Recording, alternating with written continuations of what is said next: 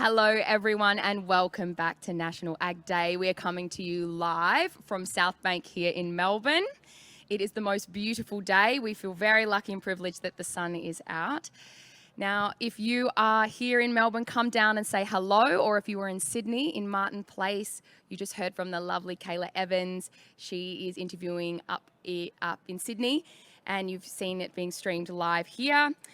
Now, if you can't get down to Sydney or Melbourne to see us in person, you can still get involved in all of the activities by submitting for our competition hosted by Syngenta, with the first prize being a $5,000 cash prize.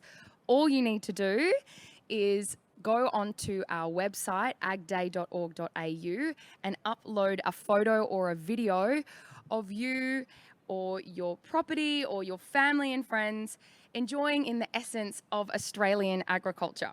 So that's it. We cannot wait to see what you produce. And if you also want to show your love and support for our Aussie farmers, then don't forget to use the hashtag AgDayAU and show us your support online. Our next guest is the very exciting Peter Evans. We cannot wait to share his story with you. And I think we have him live. Are we ready to go? Peter Fox. Hi, Peter. Sorry, I mispronounced your name. I'm so excited to hear from you. You have the most incredible project. Will you speak to Green Space and what it's all about? Thanks for allowing us a few minutes in front of a fantastic audience.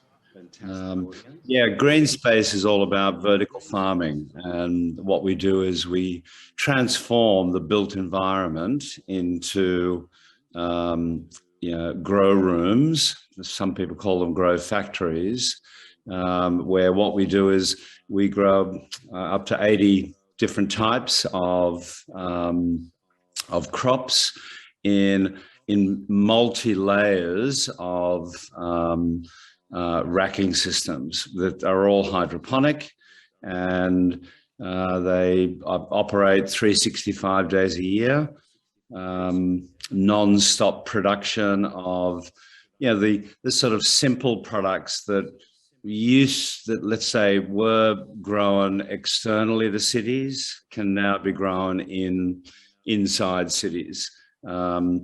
The farm that we have, or the model that we have, we call it community vertical farming, which really means that we have a large farm. We've got a number of them in Sydney that actually are connected to micro farms. The micro farms are small cabinets that are distributed around offices and restaurants and the local sort of community. We are installing into some residential apartments at the moment, which is really exciting. Our sort of differentiator is that we grow in the big farm. Again, we call that the macro farm, for the general traditional, providor market. So we actually box, we grow from seed, we then box within 5 to sort of 10 days the produce, and then ship it back out to Flemington in Sydney and then back out to the markets.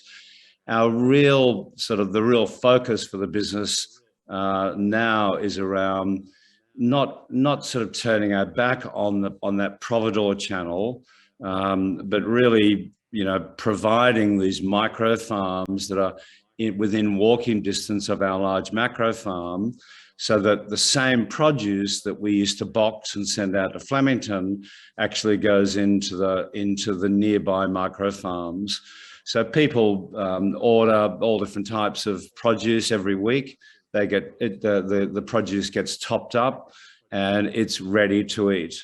So they trim the pots, they put it on top of salads, they make salads. So we do lettuce, we do all different types of herbs, we do edible flowers, quite an array of things. So this is all about sustainable, food security. At least that's our, mission, is to use, 6-star buildings that are 100% renewable energy buildings. And, the fact that, that we use these closed environments, we have no problems about the rain and about the, weather of any sort. We don't have issues with insects. It's not certified as organic. The Australian government is a little bit behind in regards to, in particular, the US, in regards to the sort of accreditation of our growing methods. But whenever people come into the macro farm, they're all, they're quite blown away.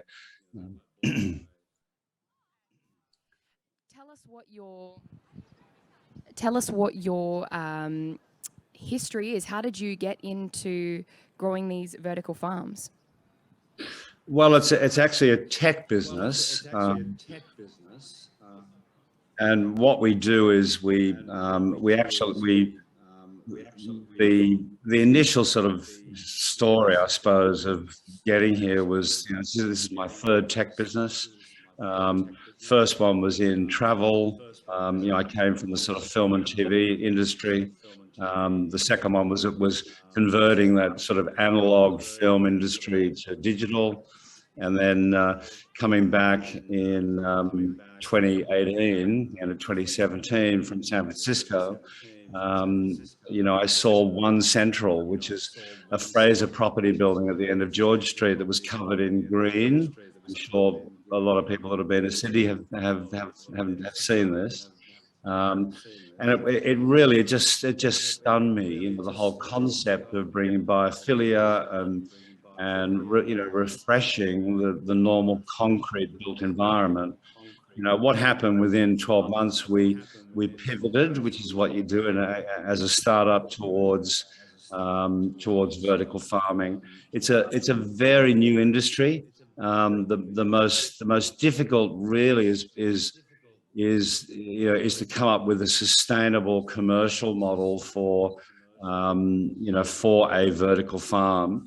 In our sort of thinking, we're building many of these vertical farms, but where each farm supported by, as I said, this network of micro farms that sort of guarantees a return to that farmer. It takes us about 4 weeks to train someone to operate one of the farms. They're all tech enabled. I'm actually in Bawley Point, south of Sydney at the moment, but I can turn off the lights and pumps on, and completely. They're smart farms. The big macro farms as well as the small micro farms. So tech is really a really important aspect, in particular around humidity and temperature and the actual growth cycle. The traceability of our crops is really important to us. We're partnered with KPMG Origins in regards to really providing the end user, visibility of the source of the seed right through to, the number of days that it's been grown, what farm it's been grown in, and added to that the nutrient densities and values, let's say, of the crops. That's one of the key things around this type of sort of micro farming. Is the fact that it's the nutrition, let's say the quality of the flavor and the quality of the nutritional value is extremely superior to traditional type growing, and that's because they're all grown in these controlled environments. It sounds like technology and innovation are hand in hand in agriculture, just as you said, coming from, it is, as you said, a tech business. I'd love for you to talk to this idea of 0 food miles, what that means, and how you incorporate regeneration, food wastage, even the usage of space into this idea of 0 food miles.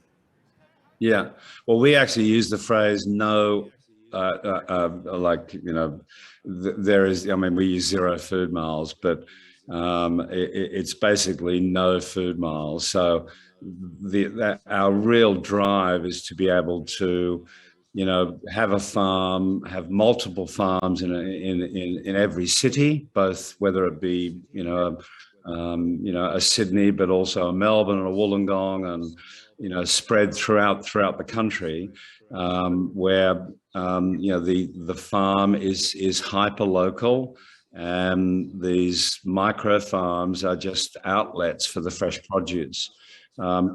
The idea of, we've just moved into 100% recycled pots, so they're made from plastics and from paper and all types of materials. So they're very sort of natural recycled products. But the most exciting thing is that the pots can actually be folded up after use, and sent back to the local macro farm. So that type of solution, it's very important that every aspect that we do is focused around appeasing the future of cities and the future of the planet. So everything that we do is either compostable or repurposed, as per the pots themselves. And our sort of line is the fact that repurposing concrete, the built environment, into sort of bespoke farms that potentially leaves the foraging and let's say the disruption of the ecosystem outside of cities, leaves it alone. And it's one of the messages that we're sort of quite believers in. Just down here where I've been in Braidwood for the last couple of days, and now in Bawley Point. I mean, the countryside at the moment is so beautiful and green. It should be left as pristine as possible. So at least vertical farming can actually, do this. And, like most of our macro farms are hidden away. They're beginning to be put at street level, so that people can walk past and see the big farm in operation. It's that's quite a shift. So, Peter, a quick little rewind. What does it look like to walk into one of those spaces, and what would we find in there? And would you tell me, what is the difference between a macro farm and a micro farm? Right. Well, a macro farm's generally, 100 square meters plus, up to a couple of thousand square meters in size. All of the modules, we call them, sort of 4 to 6 layer shelving units, are mobile units.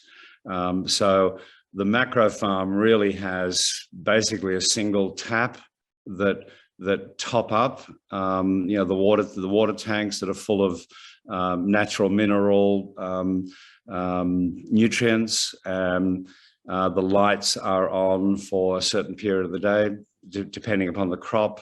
It could be 8 hours, could be 10 hours, could be 14 hours a day. And the water gets reticulated from the top shelf, to the next.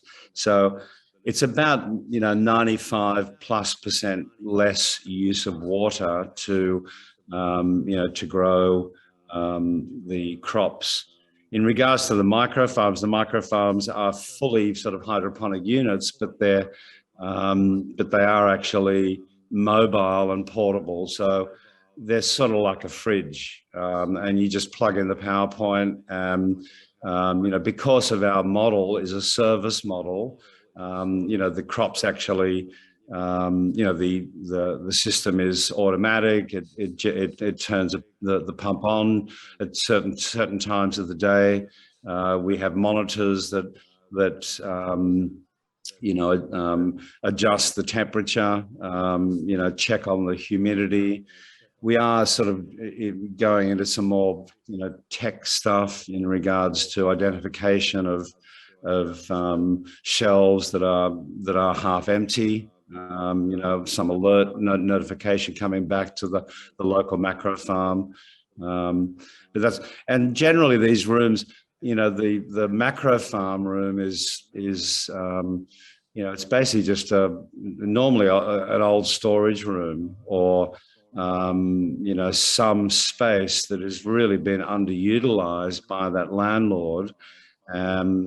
Because everything's mobile, we can install the farm within a week. We can take it down, move it out of the space within a few days. So it's very portable. So I could be walking through the CBD and walking past a basement or an underutilized commercial space, and there's an entire farm of beautiful produce being grown right next to me. Oh, don't mind the loud helicopters as they go past. I hope you can still hear me. I'll just wait for it to go. But I would love to know, as I'm walking down the street and I'm walking past one of these vertical farms, what am I eating from there? What beautiful produce are you growing that I might have for my lunch that day while I'm out and about in the city?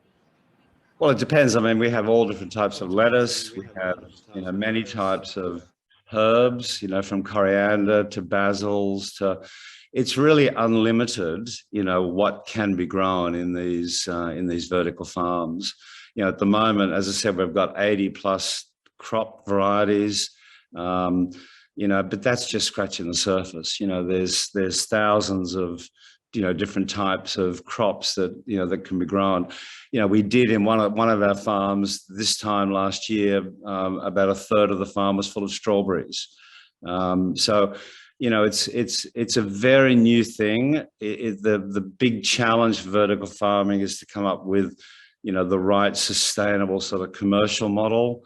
We're very local. That's why we use the phrase community vertical farming, versus, building a farm on the, in the traditional way on the outskirts of a city in some factory, that sell to chain stores. We're right into growing produce and making it, the local farm for that community, for the building, 5,000 people in a building, maybe surrounded by, 50 or 100, restaurants, and maybe another 5,000 people that are living in apartments, that can do this. But yeah, I mean, it's really exciting. As I said about people coming into any of the farms, they just stop and they're just aghast, at what they're seeing. We did trial last week a little robot in one of our farms. Yeah, it was pretty fantastic. I mean, it was really funny to get the reaction from the farmers because we've got two. Well, we have two farmers from from you guys, that we got about a year ago. One of them is an 18-year-old fabulous young man, came through your program, and he now runs one of our largest farms in Sydney, which is fabulous. But yeah, so the idea of actually seeing these farms, and it's also the aroma, because it's so fresh, because they're so young, as I said, within 5 to 10 days, these crops are ready to eat. So you put them on salads, you put them on top of fish. You can, it's all top end produce that we actually ship now to the micro farm. So, the top restaurants all across Sydney have been buying our produce for the last year, and so we're sort of moving the same produce into these micro farm outlets. If you go to David Jones in the food hall, you can see a couple of them there. We've just put 2 more into Bondi Junction, but we have the micro farms, in offices and restaurants, in the soon to be, in the large, ICC down in Darling Harbour. It's really exciting to see the way people are, are really engaging with what they're doing. It's really exciting. It is very exciting and a testament to the collaboration of innovation and agriculture, and also combining our urban and agricultural communities together in partnership, which is all about what we're celebrating today. Peter, I have a question from one of our audience members today for you. Yeah. Hello there. Thanks, Rachel. We have a question from Nin. Nin would like to know how we are going to keep pace with growth in the global population. How do we feed the world when we're going to have 8 billion people? And she'd also like to know, she's got some spare balcony space and thinks that she's ripe for some micro farming herself. What advice would you give her to get started? Right. Well, one, we're looking for farmers all the time. I'm hoping that the majority of the people that we employ are, in particular, country people that come to the city to go to Sydney Uni or New South Wales Uni that want some type of, at least, we've found that the farmers, the real young farmers that have come in, pick up this type of farming very quickly. In regards to, the space, I mean, where is she? Is she in Melbourne, the person that you're talking about? Yes, in Melbourne, in the CBD. Yeah, right.